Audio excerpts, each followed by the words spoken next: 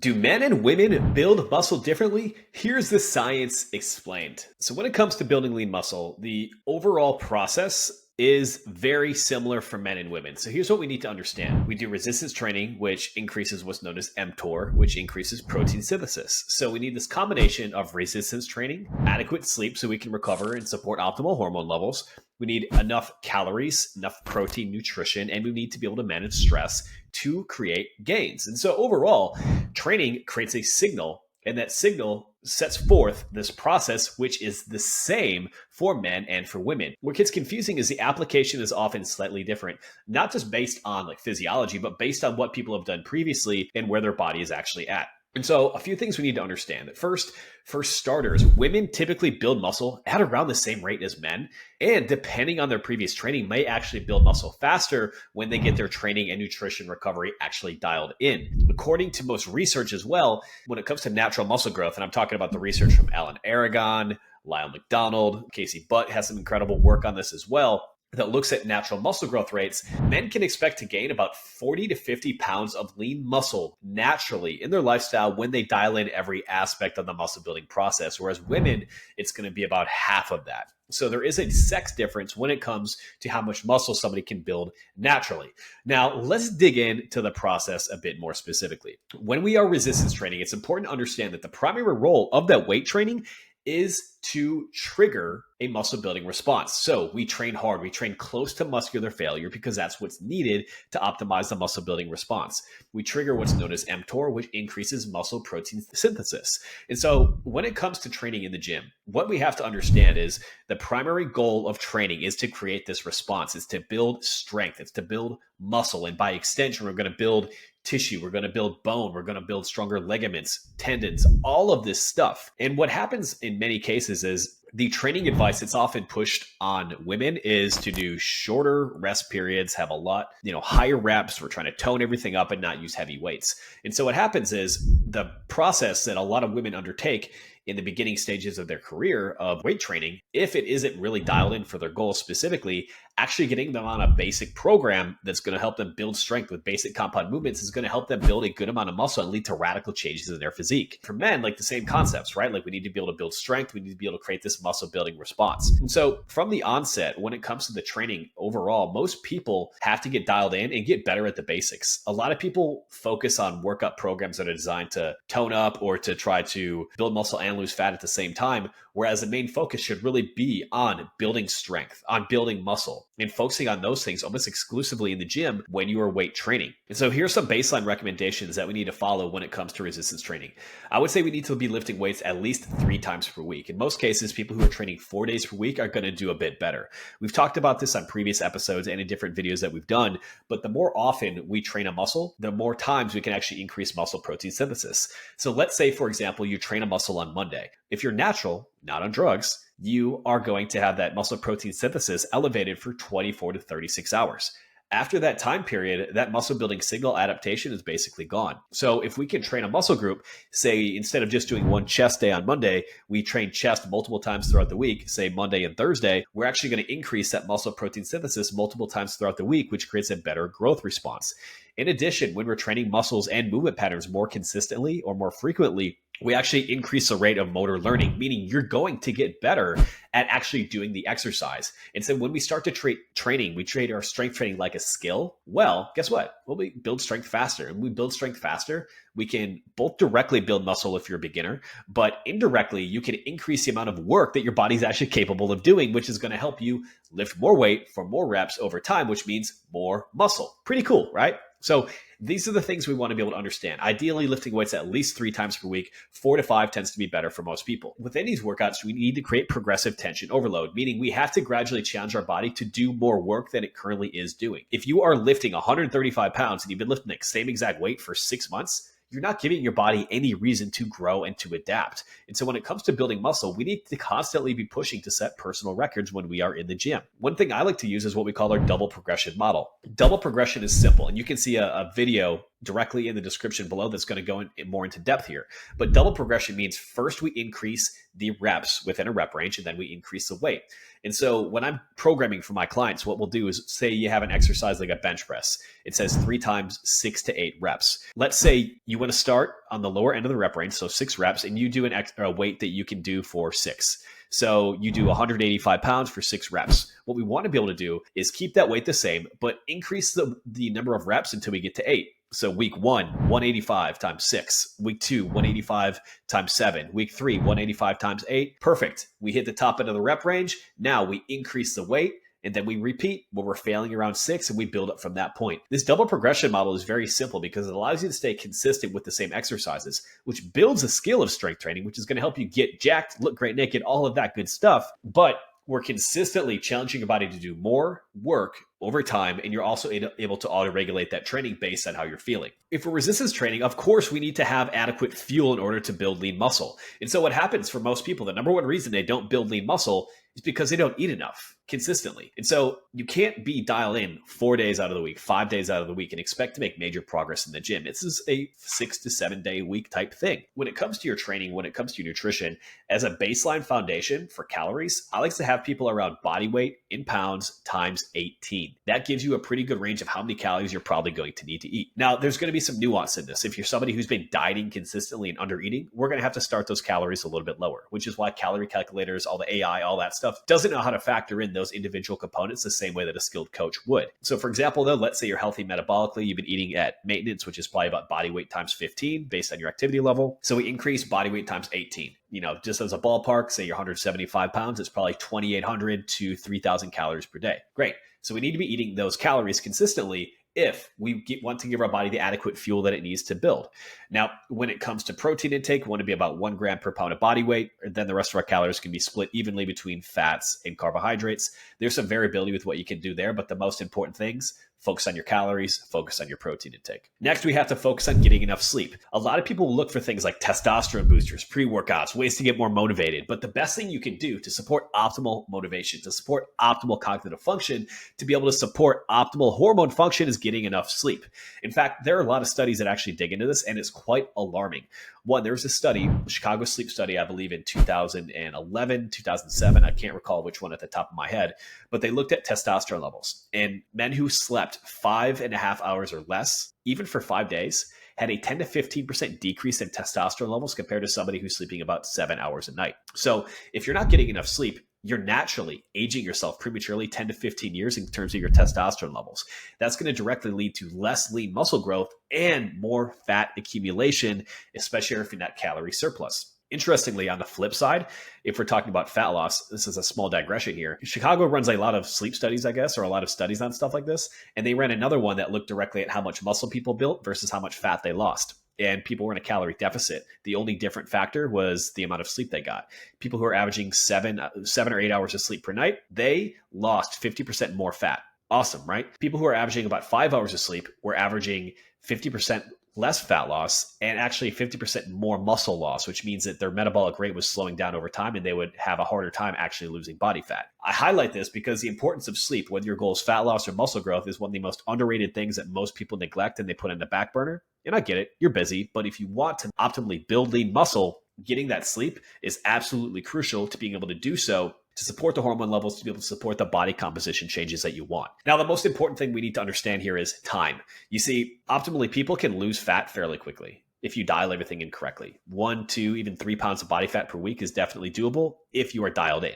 But the ability to build lean muscle, it takes exponentially more time. As I previously mentioned, and you can check out this chart right here on the video, rate of maximal muscle growth, if you're doing everything correctly, that means getting enough sleep, dialing in your nutrition, getting the right workout programming in, can be 1 to 2 pounds per month if you're a brand new beginner. That's very slow, right? So if I said, hey, guess what? Yeah, you're going to follow this plan, you're going to be dialed in, and you're going to gain 6 pounds of muscle in the next 90 days. Some people would be like, oh man, that's really slow. Or if it's 3 pounds, right? And of course, it goes down as we get more advanced. And so what we need to understand is the muscle building process is a lot slower than the fat loss process, which is why when I'm working with somebody, I focus on helping them get lean, because the leaner you are when you start to build lean muscle, the easier it is for your body to naturally build that lean tissue without accumulating body fat, and the more visually dramatic the results are going to be throughout that entire process. So, when it comes to being able to make these shifts and make these improvements, we have to be patient. I recommend that you focus at least 12 weeks at a time on building lean muscle in order to really start to see those results take hand and see that your body is changing. Now, what specifically are the differences when it comes to men, when it comes to women with the muscle building process? There are 7 big ones that I want to highlight here. Number 1, diet history. We have to consider people at the individual level when it comes to what they've done previously with their nutrition and with their diet. This is a generalization here, so don't get offended. If you get offended, awesome, like drop something in the comments below. I won't care. Diet history. Many times with women, they have a diet history where they've had periods of probably dramatic undereating based on a lot of the marketing materials that you see in the fitness industry. It's crash diets, it's tone, it's grapefruit diet, all this bullshit, unfortunately. Now it's getting better, but the reality is, if you have somebody who has dramatically undereaten for a long period of time, the way that you set up a diet is going to have to be different. It's going to have to be different because you're going to have to be more gradual when it comes to increasing your calorie intake. If you're not, they're going to gain more body fat than they are going to be gaining lean tissue. So there's going to be some nuance that has to be applied there. In addition, mentally, you have to brace people for the fact that the scale is going to go up when they're going through this process. Otherwise, what happens, people will start to self-sabotage when they start to feel uncomfortable with a number that they're seeing on the scale. Maybe their clothes fit a little bit differently. When in reality, when you're building lean muscle, you're going to gain a little bit of body fat. But if you're doing it correctly, you're going to gain more lean muscle at the same time. So that should really balance things out. Your clothes should fit better when you're going through the process. So you have to consider diet history before you just take any of these blatant recommendations and apply them to yourself or to anybody else that you could be working with if you're a coach or trainer. The second difference is men and women are going to have different natural body fat percentages and different body fat distributions. Women naturally have a higher body fat percentage, part of what's needed as being able to reproduce, right? And of course, body fat distribution is going to be a little bit different for men than it is for women. And so we have to understand that these different distributions are going to play a role in terms of things like insulin sensitivity and amounts of lean muscle on certain tissues. It should be no surprise that most women struggle to build lean muscle as effectively as men on their upper body. Big surprise, right?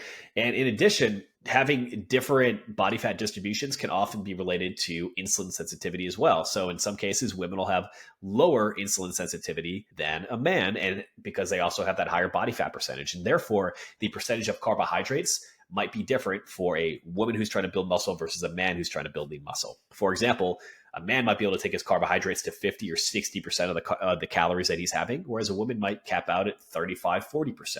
Again, there's going to be a lot of variability within that. So when we have these differences when it comes to fat and muscle proportions in different parts of our body, it's going to shift all these different components that we need to pay attention to.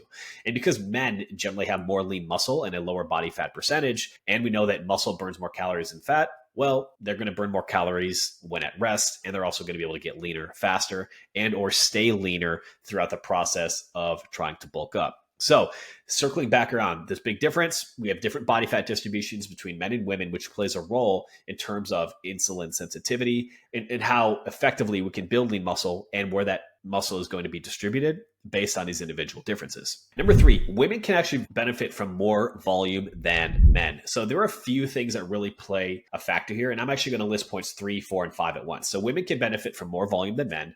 Women can also use slightly shorter rest periods than men, but this is often taken too far. And then women can train their upper bodies a little bit more often because there's less demand on their skeletal system with the upper body stuff because they don't have as much strength and muscle at that point. Where does all of this come from? Where do all 3 of these tie in? It really comes into play because women typically have more type 1 muscle fibers than men. So we have different types of muscle fibers. Type 1 are generally known as more slow twitch or oxidative based muscle fibers, whereas men have more fast twitch, explosive type 2 muscle fibers, right? And so when this happens, if we have somebody who's got more type 1 muscle fibers, these muscles are going to be more likely to carry more oxygen and have a greater capillary density. And because of this, they might not be able to generate as much power, strength, and force, but because they're delivering more oxygen directly back to that muscle, they're able to actually do higher reps, so more of an endurance type component, and have shorter rest periods because both the output that they're putting in, because there's less strength and neuromuscular component tied in, and they're able to deliver the nutrients to help that muscle recover, they're going to have that shorter rest period and higher volume, and therefore also higher volume than what men can recover from, right? So it's these different factors that all play together where women can benefit from more volume than men. Women have slightly shorter rest periods, even though it's taken too far. And then women can train their upper bodies a little bit more often because that recovery capability is a little bit higher. Strength levels typically are a little bit lower. And so when you think about it, because we have the difference in fast twitch fibers versus slow twitch fibers and this difference between sexes, well, those slow twitch fibers can sustain force for an extended period of time and do so without generating as much force, hence the difference in recoverability between men and between women. Now, we talked about women benefiting from more volume than men. I want to go in on number 4 just a little bit longer after that explanation.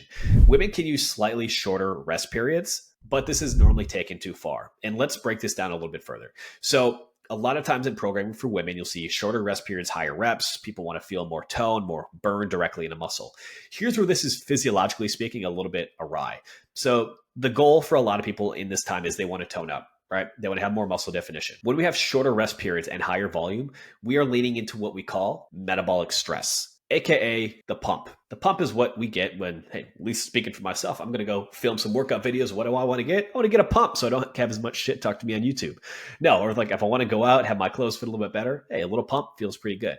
And so what a pump does is it's going to help force more nutrients directly into a cell. It's going to take more carbohydrates directly, push them into a cell. We're going to have more muscle glycogen. It's going to help improve performance. And then we have, again, a bigger looking muscle as a result. Now, where this gets a little bit incongruent is, depending on the individual, they might not necessarily want to look like they have pumped up muscles, right? And so if we lean too far into having short rest periods and high volume where we're only focusing on the metabolic stress component versus some heavier lifting, which has been known to increase myogenic tone, the density of a muscle, the way that it looks even at rest, we get people who are training just for the pump, and then maybe they're following a diet that's lower in carbohydrates and they're not actually getting the look that they want. So there's an incongruence between, hey, do you want to look pumped up? Do you want to have more metabolic stress, aka the bodybuilder type look? Or do you want to have a dense tone, lean, athletic look? So what we need to do is have a rest period that is enough to be able to optimize the type of training and the rep ranges that we're using, but not so long that the recovery is blown way out of the water because we do have this difference between sexes. Okay, number 5 was women can train upper bodies more often. There's less demand on the remaining musculoskeletal system. That's because not able to generate quite as much force. Again, there's some very strong women who stronger than men. That's going to be a little bit different in terms of how long their rest periods might be and how often they train their upper body. That's where the individual differences come in. But number 6, women typically will benefit from more posterior chain work. And no, this isn't just for like the big booty trend and all that stuff that's popular right now if you want to show off your glutes on Instagram while you're doing a bicep curl. The reality is women typically are going to have more quad dominance. And because the Q angle, the angle from which the femur, the upper leg comes down, and having naturally wider hips, many women are predisposed to ACL and knee injuries. And so if we have that in conjunction with maybe a quad dominance and weaker hamstrings and glutes, that leaves many women more prone to both knee injury, but also if we want to look at the aesthetic component, what do most people want? They want to build bigger glutes, more defined, larger hamstrings.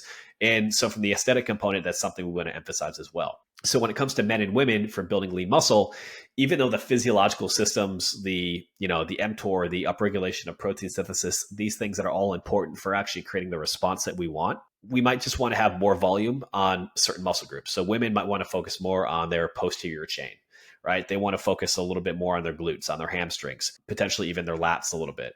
And it could be more directly on their triceps. Whereas guys want to pump up their chest. Maybe they want beefy traps. And a woman might be like, you know what? I don't want massive traps. Cool, right? It comes down to some of those individual components in terms of what aesthetic that people want, where you apply these variables, and the different types of training program that you apply. Finally, number 7, women can train heavier a bit more frequently. And the reason is it comes back to this difference in muscle fiber composition and the ability to have a quicker recovery. And so women will typically get less sore and recover faster, and they can deal with more frequent exposures to heavier training loads since the stress is lower relative to what men are generally capable of doing with more fast twitch fibers, with more strength, with more upper body power. So for women in general, I recommend that training frequency is a little bit higher. Something like 5 days a week is going to be better than, say, 4 days per week. If we can train muscle groups 2 to 3 times per week, again, that's going to be beneficial. Slightly shorter rest periods. And by shorter rest periods, I don't mean going from 2 minutes down to 1. I mean, maybe instead of a 2-minute rest period, we go down to 90 seconds. And instead of a 90-second rest period, we go down to 60. Well, that's going to be enough when they can still continue to perform at a high level when it comes to the training, but it also factors in the fact that they're going to have better recovery based on muscle fiber composition and the ability to sustain force over a longer period of time. By and large, men and women will build muscle in the same physiological way, but the application and the way that we do it is going to be slightly different. And that's why exactly within a Bach Performance coaching program, we have unique programs both for men and for women. We work with you directly so you can look great naked without living in the gym and get all the customized support that you get in terms of your training, in terms of your nutrition, and factoring in around your lifestyle.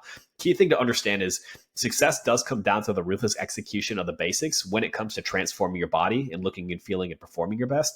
But knowing which method to apply at what time is really the difference when it comes to taking your body from where you are now to where you want to go. And so if you want help with that, all you have to do is reach out directly on Instagram. Send me a private message at Bach Performance that says lean, and I will show you what the next steps look like. If you want to bypass that, you don't want to spend time on IG, totally get that. Head over to the description below, go to bachperformance.com/coaching, fill out a short application, and we will get in touch with you there. And finally, one last thing, if you could, share this with one person that would find this incredibly helpful. Drop us a 5-star review or a comment so we know that we are hitting the mark when it comes to this content. We are here to serve you, and we are here to help clean up the industry and get rid of all the bullshit that's really confusing and leads to information overload. All right, with that said, I'm out. Hope you have a great day, and I'll talk to you soon. Hey, it's Eric here again. Now, there are 3 ways that I can help you look great naked. Number 1, if you want to grab a free copy of the Look Great Naked protocol to help you lose body fat without counting calories, then go to bachperformance.com/free training. Number 2, if you're a busy guy looking to build muscle, then I recommend checking out our Minimalist Muscle Blitz, which has helped over 1,000 men build muscle without living in the gym. Just go to minimalistmuscleblitz.com. The link will also be available in the show notes. Or number 3 and last, if you want to work with me directly and get the best results possible, apply at bachperformance.com/coaching to look great naked without living in the gym. Until next time, my friend,